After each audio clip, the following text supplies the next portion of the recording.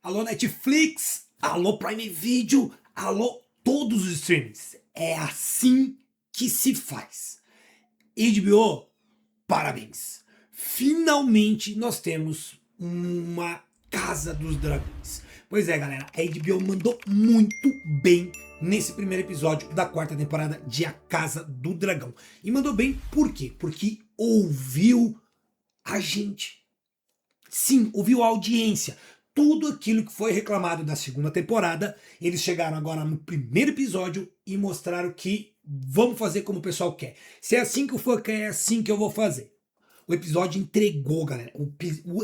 Gente, o episódio entregou tanto. Eu fiquei tão animado com esse episódio que eu não ficava animado assim desde que eu assisti o primeiro episódio da terceira temporada de A Roda do Tempo, que foi magnífico também. Você sabe o quanto foi bom. E assim, cara, a terceira temporada da Roda do Tempo só subiu, né? Todos os episódios foram um melhor do que o outro.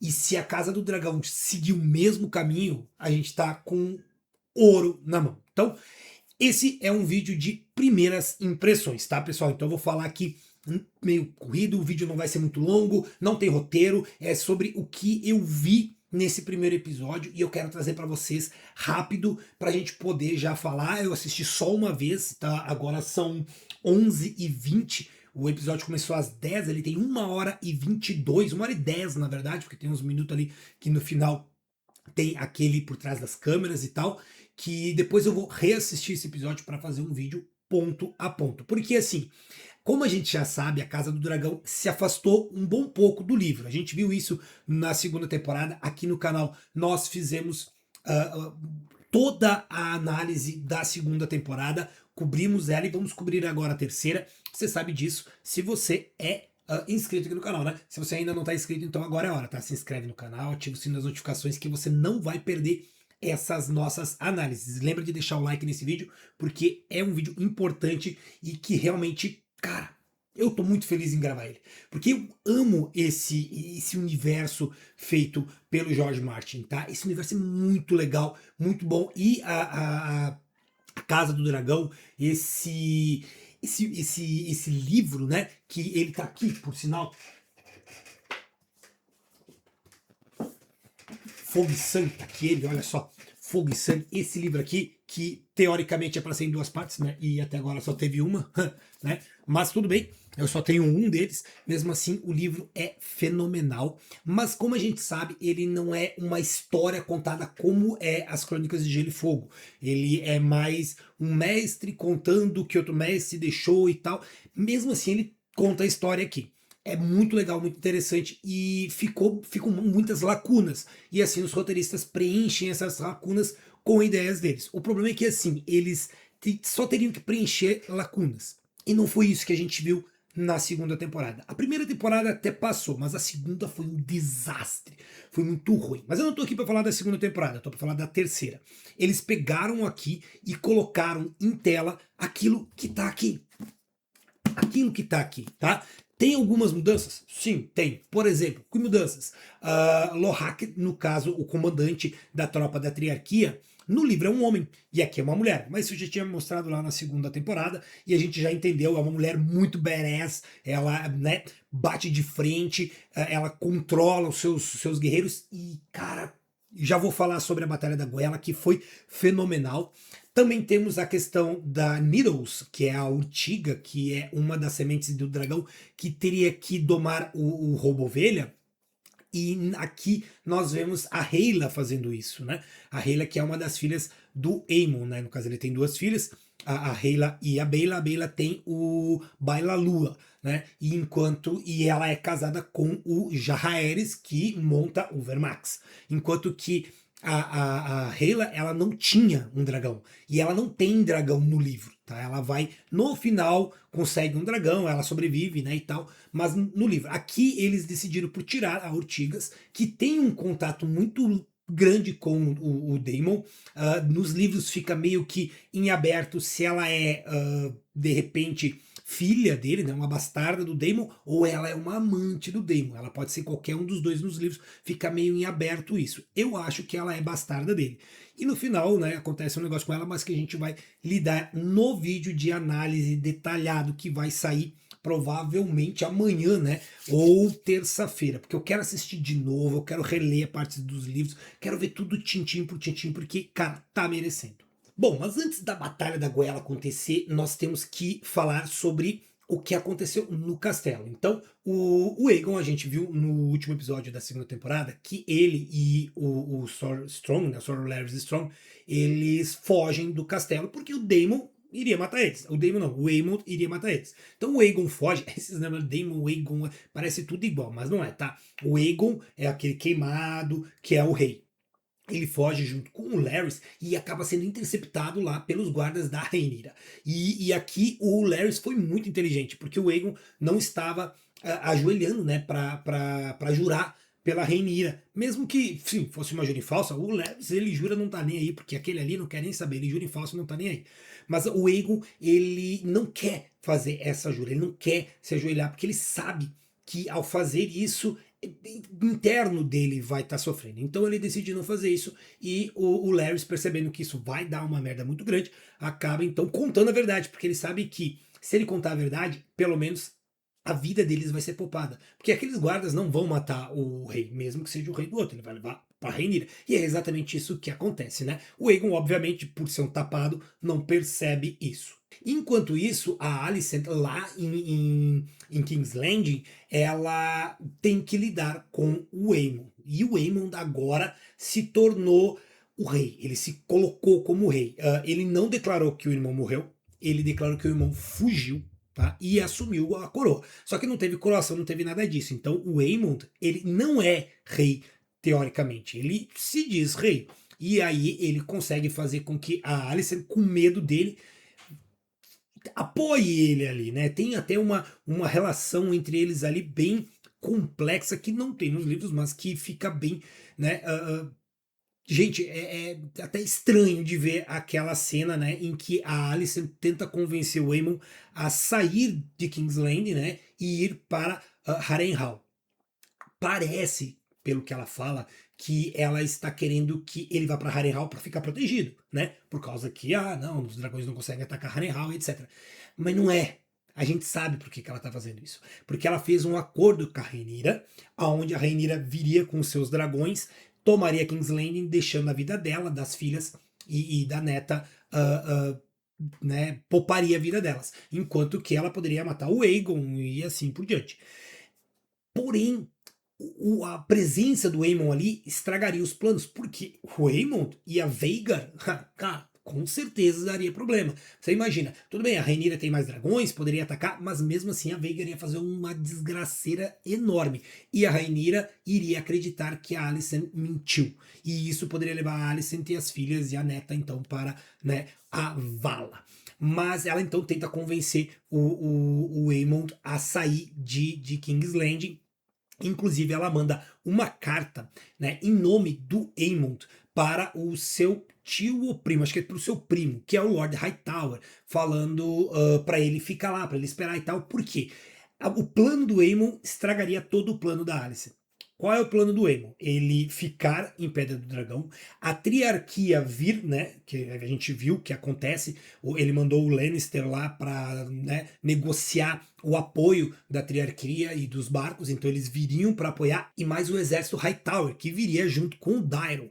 Por sinal, vimos Tessarion. Aquele dragão que está preso ali, que a gente vê naquele momento, é Tessarion, o dragão, a dragoa, né? Que é um dragão fêmea do Daeron. Mas o Daeron até agora nada, né? A gente ainda tá aguardando para ver esse personagem que ainda não apareceu. Já sabemos quem é o ator, já tem foto vazada dele, mas ainda não apareceu ele. Mas o Daeron está chegando também.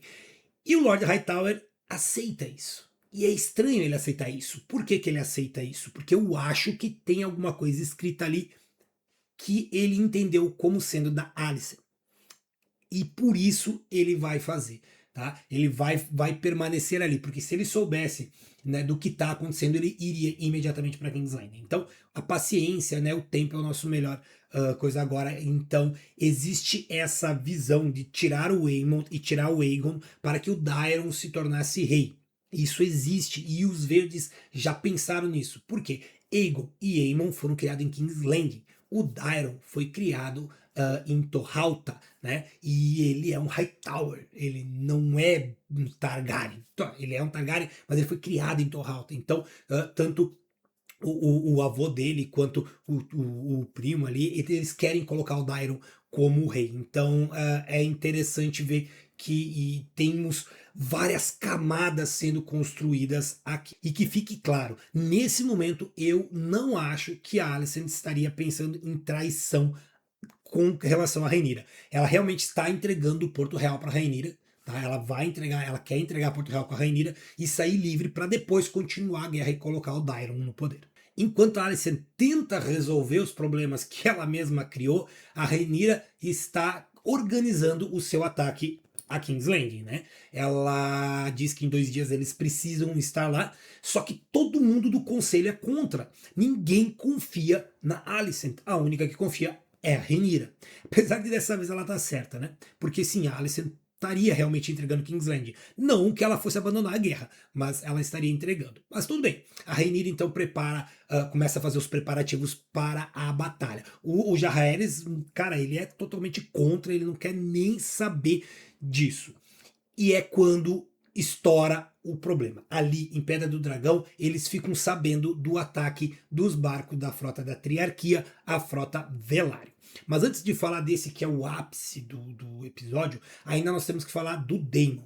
O Daemon é mostrado em uma batalha campal nas terras fluviais, aonde ele derrota um exército ali, junto com, né, toda a galera ali dessas terras, inclusive tem os Tully, né, tem o jovem Tully que está ajudando ele ali, e é uma batalha enorme, só que eu não consigo me lembrar o nome da batalha agora, como eu disse, eu vou ter que rever tudo, tenho que reler o livro para ver qual é o nome dessa batalha, mas, cara, só de ver o Caraxes de volta, aquele pescoção enorme dele atacando, tem uma miniatura do Caraxes maravilhosa que eu tô louco pra comprar, quem sabe me anime, porque na segunda temporada eu desanimei e não comprei, mas quem sabe agora eu continue nesse hype. Vamos ver se a série vai me segurar. Mas vendo ali, né, a batalha, e é legal conhecer um pouquinho da cultura dos povos de Westeros, porque realmente cada povo tem uma cultura. Então, os Targaryen, eles queimam seus mortos.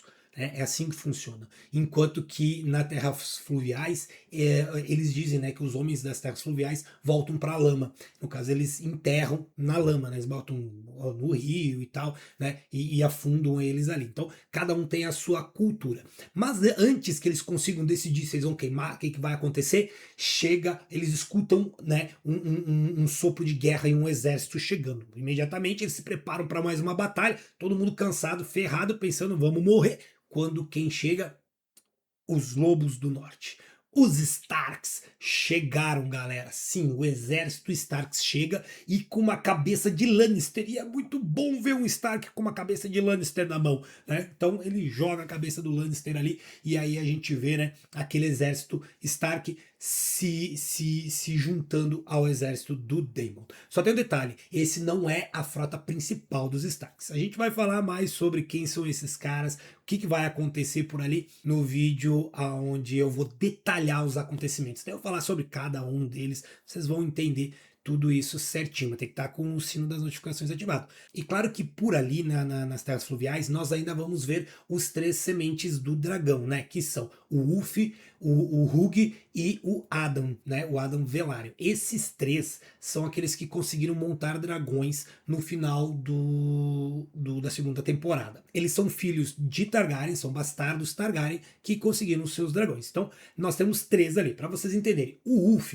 ele é basicamente um órfão da Baixada das Pulgas que cresceu aleatoriamente, tá?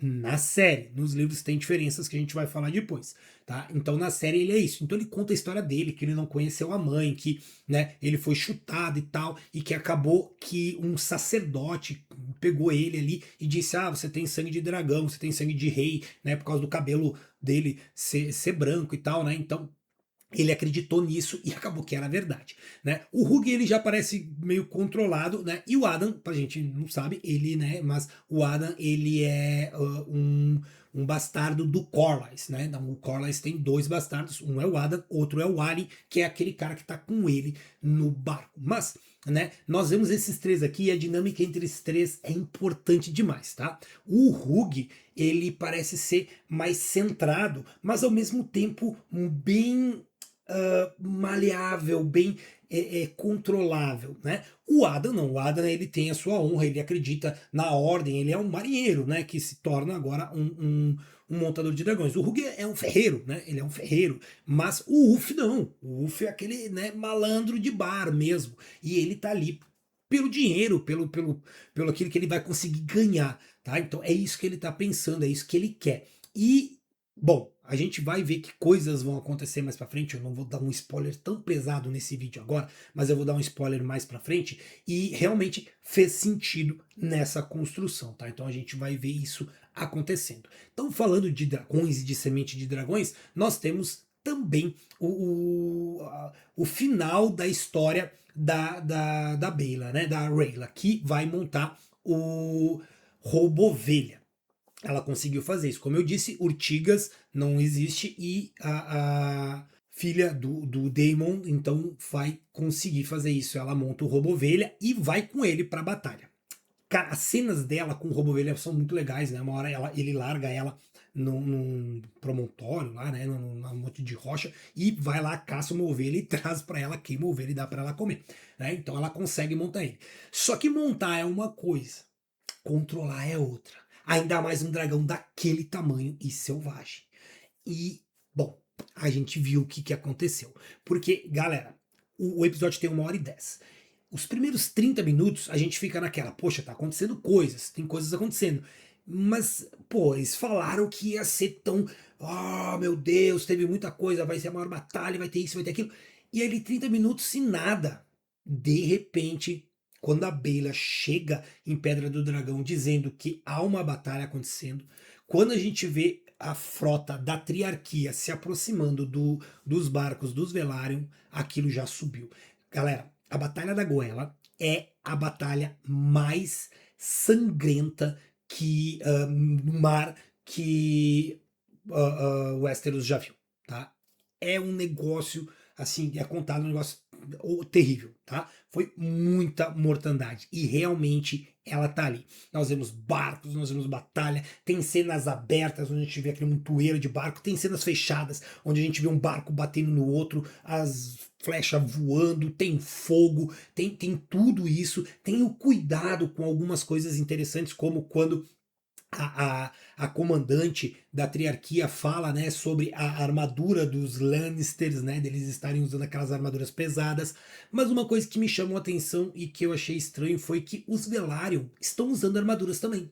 E não faz muito sentido eles estarem usando armaduras, porque os Velaryon são marinheiros. Eles estariam usando roupas adequadas para batalha, né, no mar, porque se tu cai no mar com aquele peso, tu morre. Tá? Então eles não lutam assim. Nas batalhas marítimas, ninguém luta assim. Tá? E claro, nós estamos falando de uma ficção, mas normalmente as ficções do Martin elas são muito voltadas a essa questão de pô, o que realmente poderia estar acontecendo. Então eu acho que essa parte só ficou um pouco a desejar botar, né, o Collins com toda aquela indumentária de ferro, isso é muito perigoso. Mas a batalha é muito legal, tem muita guerra e fogo e tudo bom. Fenomenal, nota 10. Até agora a melhor batalha de todas as 3 temporadas, tá? De longe, o melhor episódio, top 1, cara. Episódio SS, é o melhor episódio que a Casa do Dragão já teve. Seguido daquele episódio em que o Jaehaerys farma uma aura gigantesca enquanto ele caminha em direção, né, ao trono. Aquele episódio foi maravilhoso. Mas fora ele, né? E é um episódio sem batalha. Mas fora ele, esse episódio aqui é o melhor episódio, tá? É o top 1 das 3 temporadas. Então a gente vai ver uma batalha gigantesca e só faltava uma coisa para essa batalha ser perfeita: dragões. E não é que aparece? Sim, porque a Rhaenyra, quando descobre que a frota está sendo atacada, imediatamente vai montar o seu dragão e voar para ajudar. Só que o Jaehaerys, né, o Jacaerys, o filho dela, percebe isso e sabe que ela é a rainha, ela não deveria fazer isso. Então ele manda o guarda que tá lá, né, dos Mantos Brancos, prender ela, e isso é outro furo que, cara, é meio complicado pra mim, porque o guarda nunca prenderia ela. Não, porque ela é a rainha e ela, apesar de estar demonstrando naquele momento, né, essa necessidade de sair, ela não estava se colocando em perigo real, porque ela é a rainha, galera. Ela é a rainha, ela já mostrou ser forte. Então, essa fuga do roteiro, né, que foi uma fuga, como é que vamos fazer para prender a rainha para ela não ir? Vamos fazer então isso acontecer. Foi uma saída ruim. Mas fora isso, tudo ok. Outra coisa que acontece aqui, e aí o roteiro acertou, é o piti da Rhaenyra. A Rhaenyra tem um piti, ela pega, rasga uma roupa, corta a roupa, fica, né? Ela faz ali, e aí quem não viu os livros vai achar estranho, porque a Rhaenyra da série, ela não faz esse tipo de coisa. Ela é muito mais centrada, enquanto que a Rhaenyra dos livros é sim bem assim, bem histérica. Ela não tem essa construção que nem ela diz aqui na série, né? Que ela nasceu no corpo de uma mulher, mas que ela tem o coração de um rei. No livro, ela não tem esse tipo de sacada. Ela é uma mulher, ela come demais, né? Não no sentido pejorativo da palavra, mas ela realmente, como na época, né? Ela não saía montando dragão para batalhas, ela não fazia, né? Ela colocava o Daemon para fazer as coisas para ela, sabe? Ela não participava diretamente, ela não tinha esse coração de dragão, né, esse coração de rei, como é a Rhaenyra forte e poderosa da série. Que é uma coisa boa, né? Eu gosto dessa Rhaenyra, ela foi bem construída. Algumas decisões de roteiro não, mas a personagem em si sim, tá? E aí ela tem esse piti que aproxima ela da Rhaenyra dos livros. Então eu acho que é um aceno dos roteiristas dizendo: olha, nós fomos ler os livros entre a segunda e a terceira temporada, a gente foi ler os livros e entender um pouco melhor cada personagem. Voltando lá para a Batalha da Goela, nós temos então os dragões atacando, chega o Baela Lua e Vermax, né? Atacando o terror, atacando o fogo, e a gente vê Vermax sendo atacado pela primeira vez por aqueles balestras, né, que atacam e acertam o dragão, e ele quase vai de arrasta já nos primeiros minutos, mas por causa de Bailalua ele consegue sobreviver. Logo depois é que então começa a ficar, a balança começa a pender para o lado dos Velaryon, que estava, né, pendendo para o lado da triarquia. E ali a gente vê o Lannister no barco do comandante, no navio comandante ali, tentando convencer, né, a comandante a manter a estrutura, manter esse ataque, liderar o ataque. Mas, cara, Lorak tem várias ideias. A primeira delas, e a mais inteligente, é fazer a volta pelo norte para atacar Derivamarca, que é a capital a sede da Casa dos Velaryon. A ideia dela é que quando eles passassem e vissem, né, o castelo pegando fogo, o Corlys perderia ali, né, a sua lógica. E é uma das coisas mais importantes que ela vê é como o Serpente Marinha, ele é um comandante muito bom. E ele desestruturado seria mais fácil, então, de atacar e dominar. E é exatamente o que acontece. Ela consegue fazer exatamente isso. E no meio dessa batalha toda, eles precisam passar ali pelos dentes, né?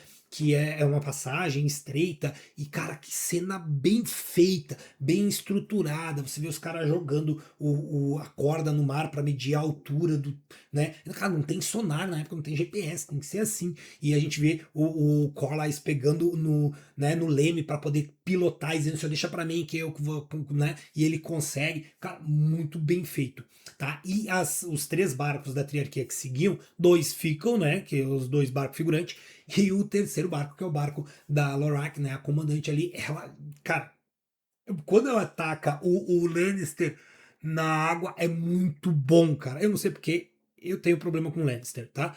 Ela joga, e eu que eu gosto do Jaime Lannister, acho que é o único Lannister, Jaime e o o Jaime e o Tyrion, né? São os dois Lannisters que eu gosto. Mas tudo bem, ele joga o Lannister e que começam a jogar todos os soldados para dentro da água porque eles estão pesando e assim o barco sobe um pouquinho e consegue passar porque ele estava pegando no fundo, tá? E aí nós temos uma batalha muito boa entre os dois, a gente vê a pegada ali, aquele espigão gigante que tem, né, batendo no barco do Corlys, e ali tem a batalha entre eles. Então depois a gente vê o Adam se envolvendo na batalha ali e ele mata a Lorak. Cara, muito bem feito, né? Muito bem construída, uma batalha visceral que a gente sente nota 10 de 10. Enquanto isso tá acontecendo ali, no resto da batalha, nós vemos então a Rhaena chegar com o Robovelha. E o Robovelha começa a atacar, ela manda ela falar Dracarys, ele ataca e, bom, já era, né? Churrasquinho. Só que ele é atacado por uma daqueles espigões. E depois começam a atacar bomba no bicho. E o bicho perde o controle e sai tacando o zaralho para todo lado. Ele sai queimando todo mundo.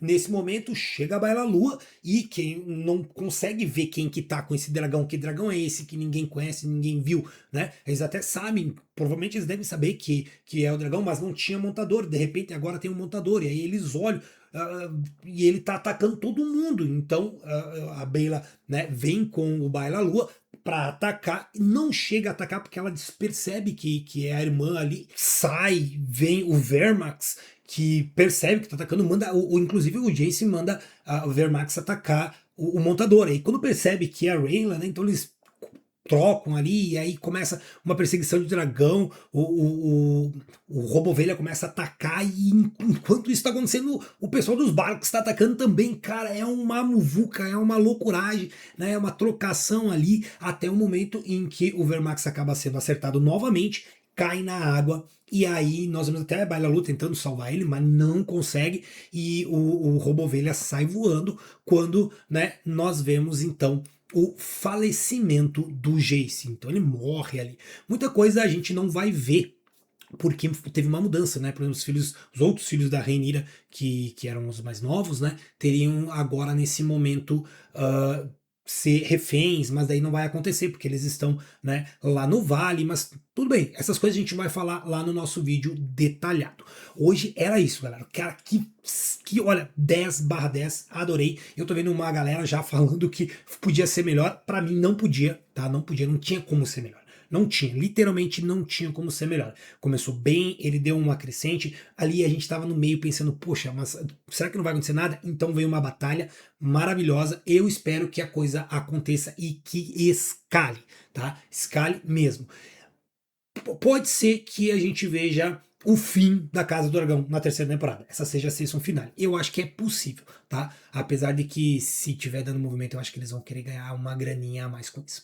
Mas é isso aí, quero saber de vocês. O que vocês acharam do episódio 1 de A Casa do Dragão, da terceira temporada de A Casa do Dragão, que vai se chamar a Batalha da Goela com toda certeza, né? Comenta aqui embaixo pra mim, se inscreve no canal, ativa o sino das notificações, deixa o seu like, vem se tornar um membro aqui também, você ajuda muito se tornando um membro do canal. É uma questão, uma coisinha pequenininha assim, você ajuda muito. Se quer discutir comigo, já saber o que está acontecendo, então aqui embaixo tem o nosso grupo de WhatsApp de graça. Clica ali, você vem lá e fala comigo. Valeu? Forte abraço, se cuide, bebam água.